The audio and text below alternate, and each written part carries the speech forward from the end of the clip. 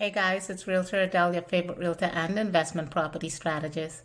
In this video, I will be sharing some non-traditional ways to finance a home, which is especially important in a rising rate environment. Usually when mortgage interest rates skyrocket or rise above the average norm, it can be for a number of reasons. However, if rates continually rise along with home prices and everything else associated with buying a home, this can be an indication of overall economic inflation. In order for inflation to be tamed or controlled, interest rates are often spiked in order to slow down the economy. If you're a home buyer, it can be really frustrating and challenging to navigate the whole home buying process when these dynamics are in play. Hopefully today's video will provide some insight on some alternative financing options that may be available to you, or at the very least, provide some insight on what's possible. When exploring alternative financing, it can easily be confused with creative financing, which is geared toward real estate investors. Alternative financing is simply finding another way to fund the purchase of your home when the traditional method just isn't working for you. Some forms of alternative financing options include seller financing, lease to own, PML or private money lending, not to be confused with hard money lending, having a co-signer or co-borrower along with you on the loan, and down payment assistance programs. Now with seller financing, you give the seller, and this is just a watered down version, or what do I want to say, a summary of how these options work. With seller financing, you give the seller a down payment deposit, which is usually a lump sum. Agree on the monthly payment and terms, such as the length of the loan, any fees associated with it, and also when the balance of the payment or the loan will be due. For example, a seller agrees to finance a home that has a purchase price of $400,000. Your down payment deposit may be around $10,000 to $15,000. Let's say $15,000. That's realistic on that price home, with a monthly payment of $2,000 a month, with a payment in full due within 60 months or whatever amount of time is agreed between you and the seller. Now, seller financing can sometimes take on the form of a lease to own situation. However, with lease to own, where you rent the property, you rent the property for X amount of time and then purchase it outright, or once that time expires, or have the option to purchase it outright. A lump sum or deposit is required up front. A portion of the monthly rent may be set aside by the landlord, and that goes toward your down payment once you decide to purchase the home. Now, for the financing, you will have to get that from elsewhere. You'll have to get that from a third party and not the landlord. Each scenario is different, of course, so whatever is worked out between you and the landlord is, I guess, what the terms would be. But as mentioned, the rent-to-own option, you get funding from a third party, and which is usually a traditional lender. And then, as mentioned, some landlords hold for you a portion of the monthly rent, and those funds go toward your down payment for the actual loan that you're going to get to purchase that property.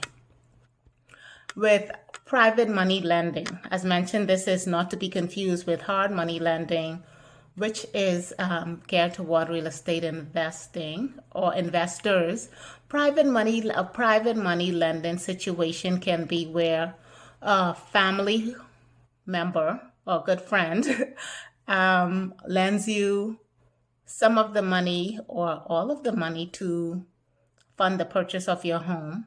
A promissory note is created and you pay them back based on the agreed terms Depending on your negotiation skills, this method can sometimes have a very low interest rate attached to it.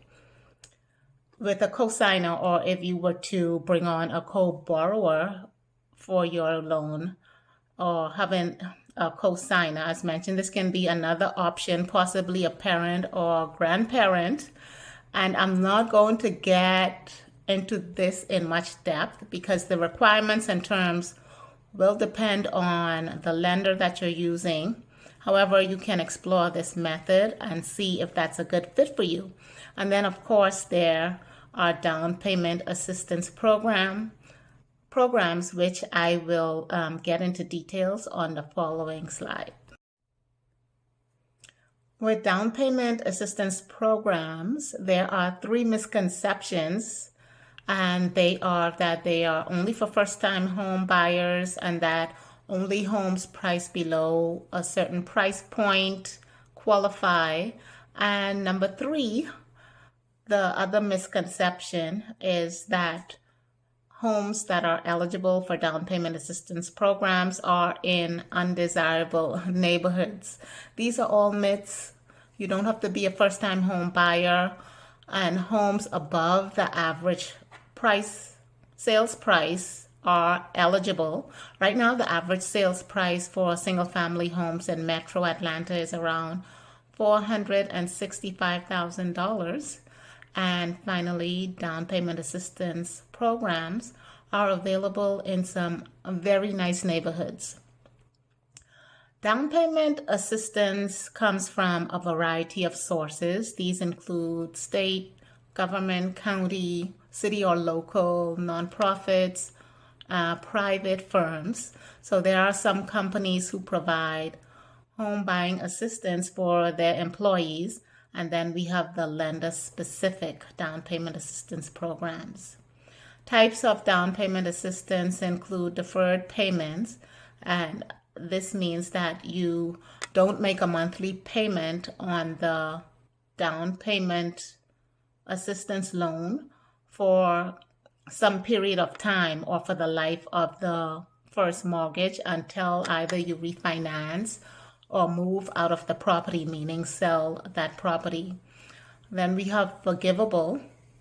Funds that are available, which means that over a period of time, the down payment assistance becomes forgivable in full or in part. We also have grants, which are gifts, and they don't need to be repaid at all. There are also second mortgages, and these are deferred or forgiven each year that the borrower remains in the home. Now, funds from down payment assistance can be used in a variety of ways. They can be used to pay closing costs, buy down the interest rate, or lower the price of the home. Always, always, always check with your lender to make sure that they are okay with how the funds are being used. Also available are affordable first mortgage loans, which comes from state housing financing agencies. These include FHA loans, which are usually geared or structured to help first-time home buyers or home buyers with lower income levels achieve home ownership. Then, of course, we have VA and USDA loans, which offer 100% financing. In closing, please note that I am not a financial advisor or CPA. If you're interested in any of these methods, please speak with the appropriate professional, your mom, dad, Santa, the tooth fairy. Seriously, guys, if you are considering any of these options, please do seek additional information from the appropriate professional to determine if they may work for your personal financial situation. With that said, that's all for now, guys. Hope that this video has helped. As always, it's always my goal to provide the most accurate information from trusted sources so that you can make the best decisions for yourself and your families. Happy house hunting. Bye for now. Take good care.